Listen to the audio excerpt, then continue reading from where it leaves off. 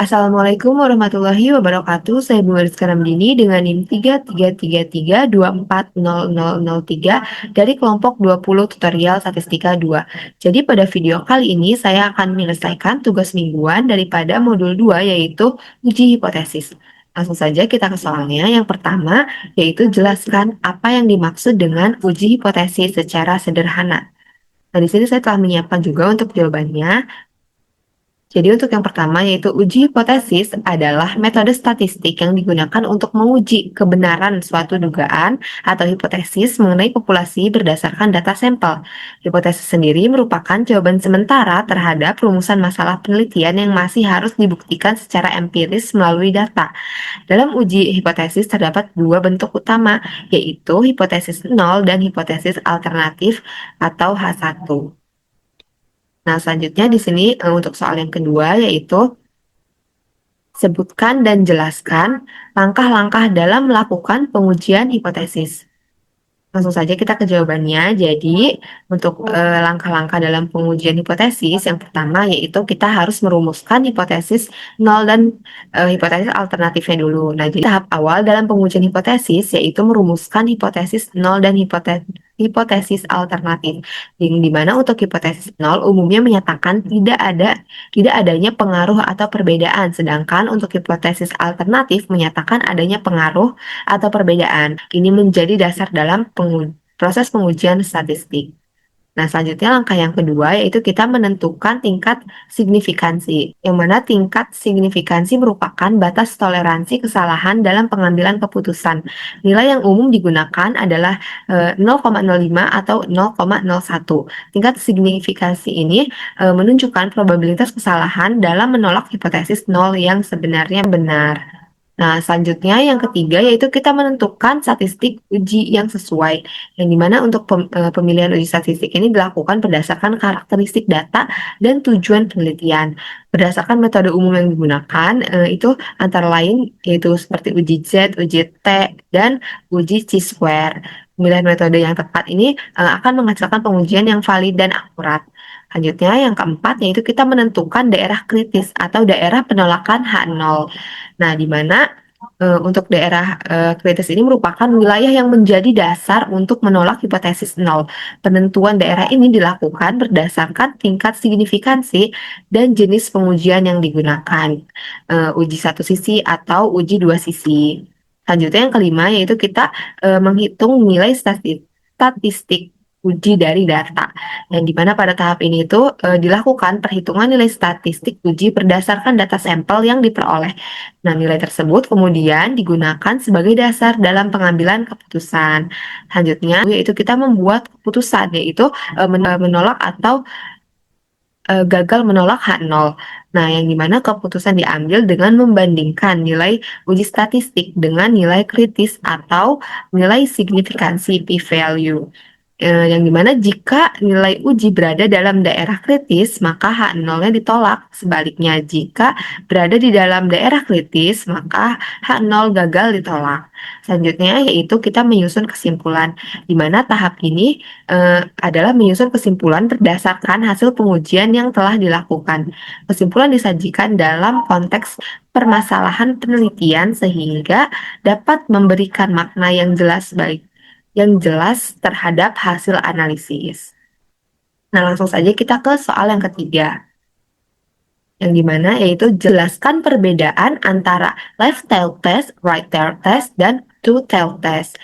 Nah, langsung saja, jadi untuk perbedaannya itu untuk left tail test atau uji satu sisi kiri yaitu digunakan jika hipotesis alternatif menyatakan bahwa parameter lebih kecil dari nilai tertentu, di mana mu lebih kecil dari mu 0, sehingga hasil daerah penolakan H0 berada di bagian kiri distribusi. Selanjutnya untuk yang right tail test atau uji satu sisi kanan itu tuh digunakan jika hipotesis alternatif menyatakan bahwa parameter lebih besar dari nilai tertentu, yaitu mu lebih besar dari mu 0, sehingga daerah penolakan H0 berada di bagian kanan distribusi. Selanjutnya untuk yang two tail test itu uji dua sisi. Gunakan jika hipotesis alternatif menyatakan bahwa parameter tidak sama dengan nilai tertentu, yaitu mu tidak sama dengan mu nol, sehingga daerah penolakan H0 berada di kedua sisi distribusi, yaitu kiri dan kanan. Nah, jadi dapat disimpulkan untuk perbedaannya itu ada pada arah pengujian, yaitu satu arah atau dua arah, dan posisi daerah penolakan, yaitu kiri, kanan, atau dua sisi. Selanjutnya di sini kita ke soal yang keempat, yaitu berikan dua contoh pengaplikasian uji hipotesis dalam kehidupan sehari-hari. Nah, jadi untuk pengaplikasian uji hipotesis dalam kehidupan sehari-hari itu yang pertama contohnya yaitu uji hipotesis digunakan untuk mengetahui apakah rata-rata kualitas atau hasil produksi sudah sesuai dengan standar yang ditetapkan. Nih, misalnya sebuah perusahaan menetapkan bahwa berat rata-rata produk adalah 500 gram, di mana untuk H0-nya itu mu sama dengan 500 gram, yaitu produk sesuai standar, dan untuk H1-nya yaitu mu tidak sama dengan 500 gram atau produk tidak sesuai standar. Nah, setelah dilakukan pengujian, misalnya dengan uji T, jika nilai signifikansi kurang dari 0,05, maka H0-nya ditolak, artinya rata-rata produk tidak sesuai dengan standar. Kemudian untuk contoh yang kedua yaitu uji hipotesis digunakan untuk melihat apakah suatu faktor misalnya media pembelajaran atau teknologi mempengaruhi perilaku atau keaktifan siswa. Misalnya H0 itu tidak ada pengaruh penggunaan media, contohnya seperti aplikasi TikTok. Nah, kemudian untuk yang H1-nya ada pengaruh penggunaan media. Nah, jika hasil uji menunjukkan nilai signifikansi kurang dari 0,05, maka H0-nya ditolak, berarti media tersebut memiliki pengaruh signifikansi terhadap keaktifan belajar. Jadi si aplikasi tersebut itu memiliki pengaruh terhadap keaktifan belajar siswa tersebut. Nah, dan selanjutnya di sini kita akan ke soal yang kelima, yaitu sebuah perusahaan minyak goreng menetapkan bahwa volume rata-rata produknya tidak melebihi 900 mili.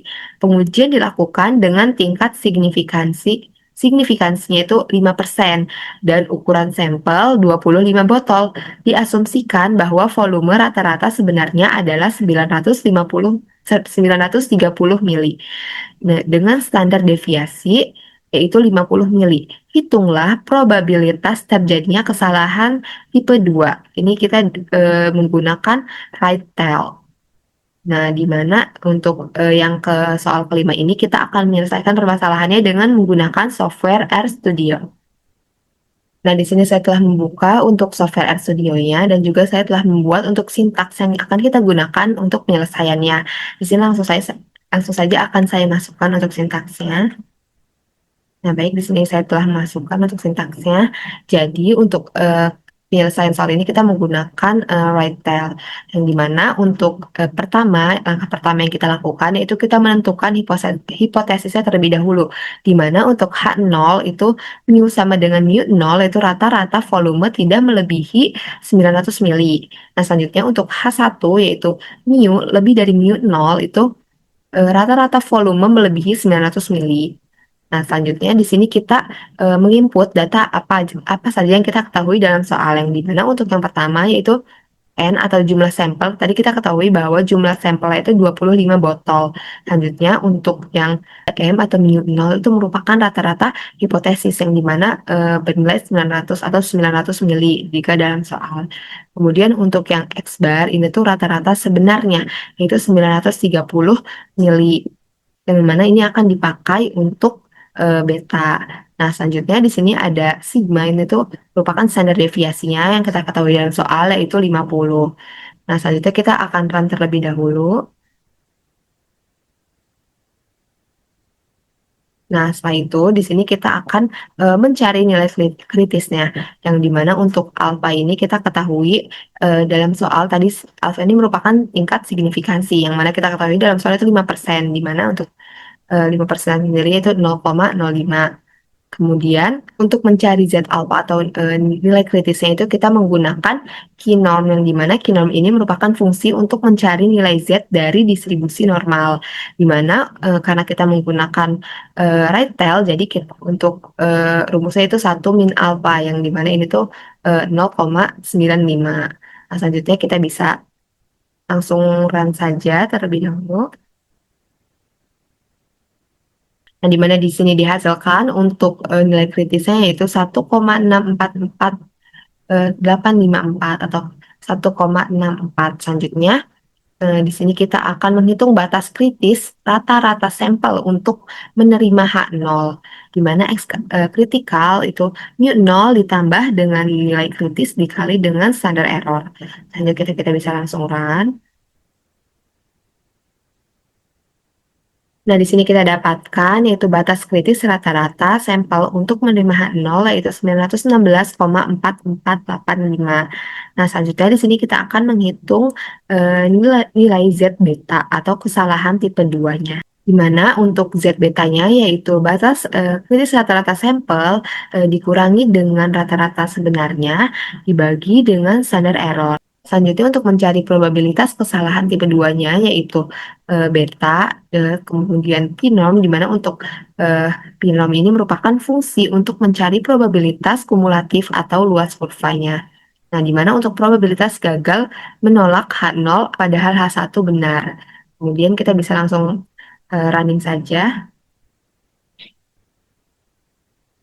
Nah, di sini dihasilkan untuk Z betanya yaitu 0,08768546 atau 0,0877.